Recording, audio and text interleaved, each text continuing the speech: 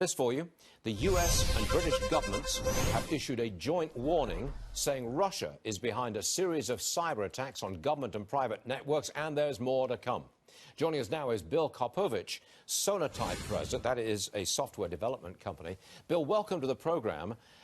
This sounds like a serious threat if the two governments are getting together and saying, hey, it's the Russians who are doing it. But what troubles me is there's more to come.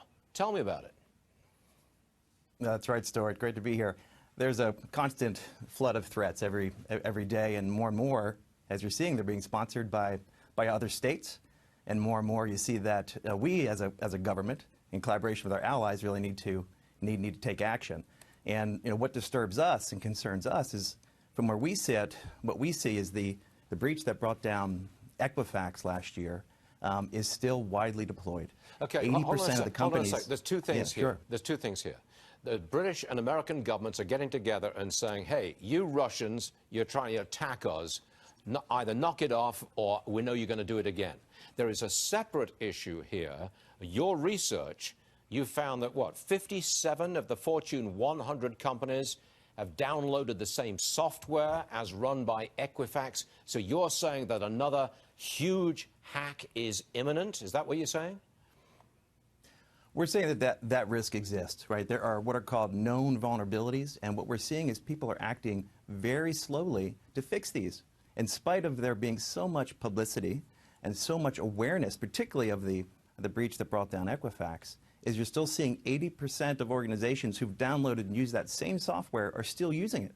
And there are ways to fix it. 20% have fixed it, but yet 80% have not, right? And other vulnerabilities, of which there are hundreds, you see even a slower addressing of that problem, and therefore, of course, the risk still exists, and it's big companies, right? It's eight of the top automobile companies. Well, can you tell us who they? I mean, top automobile companies? Are you saying General Motors, Ford? Is that who you're talking about? No, we can, yeah.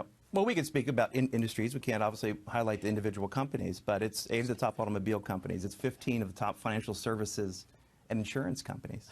Wow. Right, it's 7 of the top technology companies. Right, you think about that Fortune 100 just as a sample. Now there's between 10 and 20,000 organizations that we know are using that component that was at risk for Equifax, but that includes these very large companies and there's very small companies. And let me get this right. Everything from these 57 companies that you're talking about, they're using the same software as was used by Equifax, and which let the hackers into Equifax, and they stole 145 million people's personal information.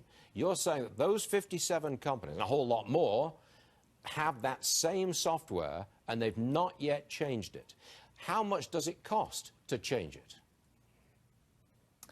Well, I think that's part of the problem here and why this has been such a festering issue. The reality is that 80% of breaches occur through the software level and through vulnerabilities and problems with software, yet only 6% of the cyber budget in enterprises goes to managing software security.